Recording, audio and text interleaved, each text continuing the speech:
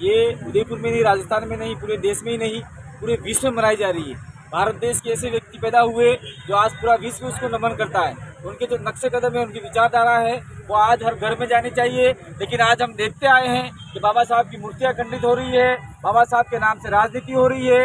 आज पूरे राजस्थान के अंदर, मध्य प्रदेश के अंदर जितने भी कार्यक्रम बाबा साहब के नाम से हुए, वो सारे के सारे राजनीतिकरण हो गए। राजनीतिक पार्टियां झंडे लेके चल रही है, बाबा साहब का कहीं फोटो का नाम नहीं है, बाबा साहब के नाम से राजनीतिक प्रोटेस्ट होती जा रही है। वो नहीं होना चाहिए।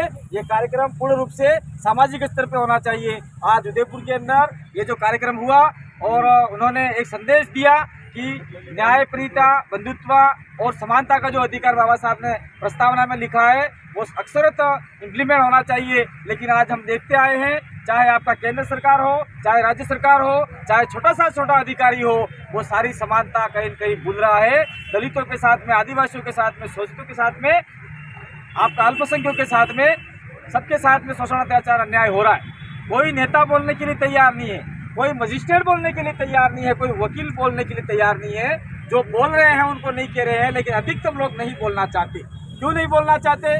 और इसलिए नहीं बोलना चाहते, मुझे लगता है कि ये कहीं न कहीं राजनीतिक पार्टियों के दबाव में है। वो उनकी नौकरी को देख रहे हैं। लेकिन हम लोग बाबा साहब के नक्शे कदम पर चल के उनको कहना चाहते हैं कि संविधान में आपको जो दर्जा दिया है, संविधान के तहत आपको प्रतिनिधित्व दिया है, सरकारी नौकरी मिली है, आज जिस पद पे पहुंचे हो, उसकी 100% पालना की जानी चाहिए। आज यूटीआई के नाम से उदयपुर के दलितों के, आदिवासियों के मकान तोड़े जा रहे हैं। वो मकान नहीं टूटने चाहिए, क्योंकि 5वें अनुसूचित क्षेत्र में आर्टिकल 243 जेड में साफ लिखा हुआ है, नगर पालिका, नगर निगम, यूटीआई जैसे प्रावधान इस इलाके में नहीं हो सकते। लेकिन आज चाहे राज्य सरकार हो, चाहे केंद्र सरकार हो, वो गैर संवैधानिक काम करके आगे सारे के सारे संविधान को ध्वस्त किया जा रहा है। दलितों को घोड़ी से जा रहा है, उनकी मूछें काटी जा रही है, मटके से पानी पीता है उसको मारा जा रहा है। आज भील बालिका, आदिवासी बालिका के साथ में रेप किया जा रहा है, 10-10 टुकड़े किए जा रहे हैं। उनके लिए कोई बोलने वाला नहीं है, कोई सरकार नहीं है, कोई कुछ नहीं है। इसलिए आज बाबा साहब की जयंती पे मैं संविधान प्रेमियों को,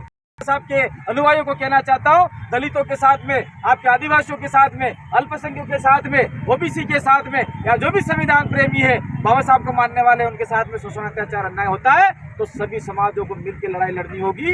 नहीं तो आने वाला समय बहुत खतरनाक आने वाला है। भारत देश को हिंदू राष्ट्र बनाने की बात हो रही है। बाबा साहब ने साफ लिखा हुआ है संविधान के अंदर, भारत देश धर्मनिरपेक्ष स्टेट राज्य है।